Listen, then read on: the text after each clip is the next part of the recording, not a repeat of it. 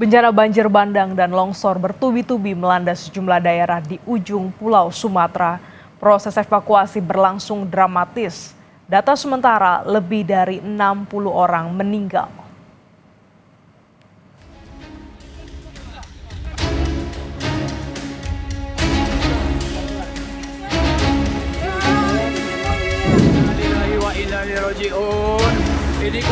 Banjir bandang menerjang Lubuk Minturun, Kecamatan Koto Tangah, Kota Padang, Sumatera Barat.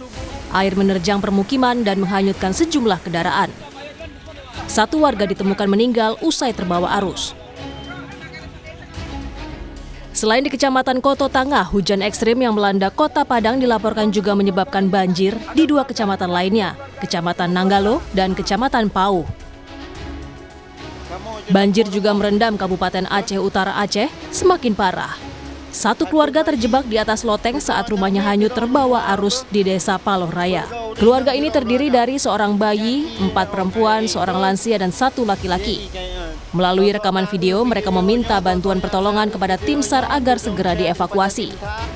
Di Kecamatan Loksukon, Kabupaten Aceh Utara Aceh, dengan menggunakan tali, satu persatu warga dievakuasi dari banjir yang semakin meluas. Sementara di Kabupaten Tapanuli Tengah, Sumatera Utara, warga juga mengungsi akibat banjir. Seorang bayi bahkan dievakuasi menggunakan kontainer plastik dari atas atap rumah yang kebanjiran. Di Tapanuli Selatan, Sumatera Utara, puluhan warga mengungsi di salah satu pengungsian di Desa Batu Hala. Terdapat 2.000 lebih pengungsi yang terbagi dalam 6 posko di wilayah Kecamatan Batang Toru, Tapanuli Selatan, Sumatera Utara. BNPB akan melibatkan TNI dan Polri dalam penanganan tanggap darurat seperti evakuasi, pengiriman logistik, hingga membuka akses jalan yang terputus. Kemudian dari Tapanuli Utara ke Tapanuli Tengah ke Sibolga nggak bisa lewat darat. Sehingga beberapa hari Sibolga ini masyarakatnya tidak mendapat tambahan logistik, tapi per hari ini sudah 2 sorti BNPB mengirim logistik menggunakan pesawat Karapan. Dan untuk Tapanuli Tengah, informasinya besok juga Bapak Gubernur dari Medan akan mengirim 1 pesawat. Sementara itu, Wakil Menteri Pekerjaan Umum Diana Kusumastuti bilang ada 4 jembatan yang terputus di Aceh. Pemerintah telah mengirimkan alat berat untuk membersihkan material longsor di Aceh, Sumatera Utara, dan Sumatera Barat. Mengirimkan beberapa alat-alat berat untuk membersihkan longsoran di Aceh maupun di Sumatera Utara maupun di Sumatera Barat, dan mudah-mudahan alat berat kami yang saat ini sudah siap segera bisa sampai ke lokasi. 21 yang ada di Sumatera Utara dan kemudian 12 yang ada di Aceh dan 15 yang ada di Sumatera Barat, mudah-mudahan segera bergerak. Soal jumlah warga terdampak banjir dan longsor masih terus berubah secara dinamis. Basarnas memastikan evakuasi dan pencarian korban hilang adalah yang utama.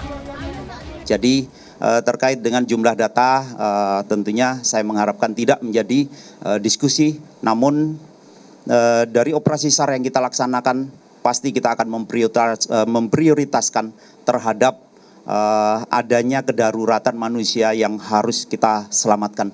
Begitu juga terkait dengan korban-korban yang masih dalam pencarian, itu pun juga menjadi skala prioritas kita. Walhi menyoroti banjir dan longsor yang terjadi di Pulau Sumatera. Menurut Direktur Eksekutif Walhi Sumatera Utara, Rianda Purba, sejak 9 tahun terakhir didapati wilayah di hulu Tapanuli Tengah dan Tapanuli Selatan ada ribuan hektar hutan yang rusak. Wilayah hulu Kabupaten Tapanuli Tengah dan Tapanuli Selatan dalam 9 tahun terakhir itu 2.000-an hektar hutan itu sudah rusak, Bang.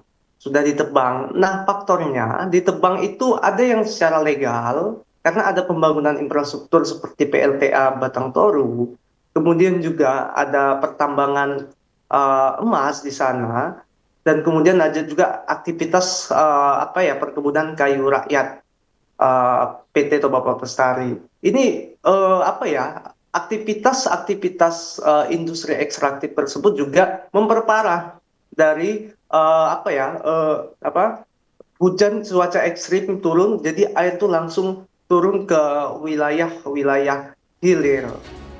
Pemerintah fokus pada pemulihan jalur transportasi agar pengiriman logistik bisa cepat tersalurkan kepada seluruh korban banjir. Tim Liputan Kompas TV.